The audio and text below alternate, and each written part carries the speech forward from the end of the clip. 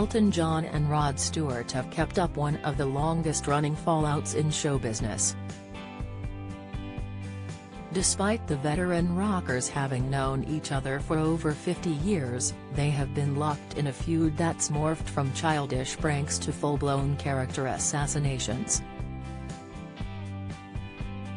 The catty pair have been handbags at dawn over the years and made some spectacular digs at each other in a seemingly never-ending war of words. As Elton celebrates his 75th birthday this weekend, we take a look at why Rod might not be one of the famous lining up to wish him well.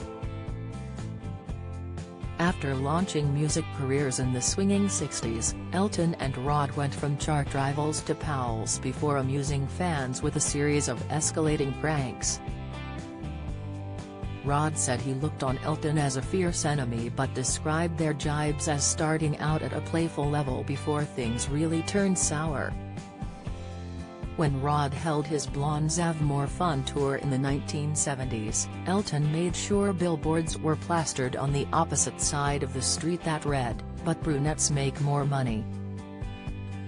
In another incident, Elton hired a sniper to shoot down blimps Rod had hired to promote his music. "We had the worst row, like a married couple. It went on forever," Rod previously admitted, holding his hands up.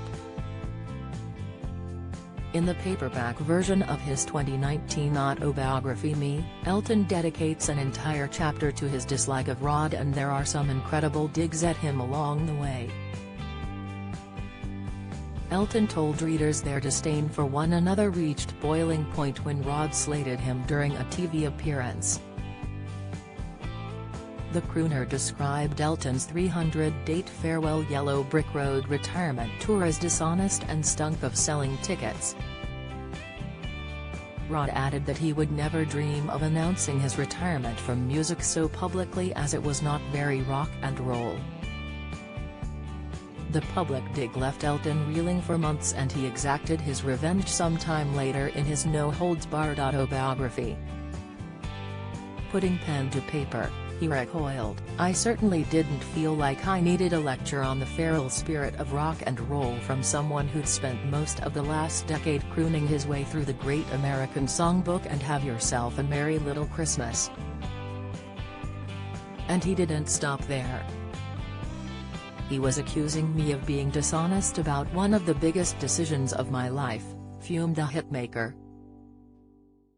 "What's more, I thought he had a effing cheek, complaining about me promoting a tour while he was sat on a TV show promoting his own tour."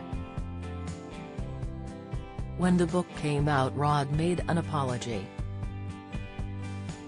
"Of sorts. She, Elton, doesn't like me at the moment. I was bang out of order, correct, but bang out of order," he told reporters.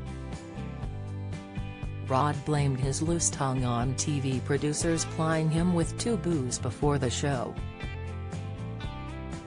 "4 big shots of neat vodka, and with me being a butch man, I knocked them all back. I said that 300 dates in 3 years sounded a bit money-grabbing to me. Look, I know where's he's coming from. He's just got 2 kids very late in life, but I'm planning my tours around my kids. I think he'll miss it.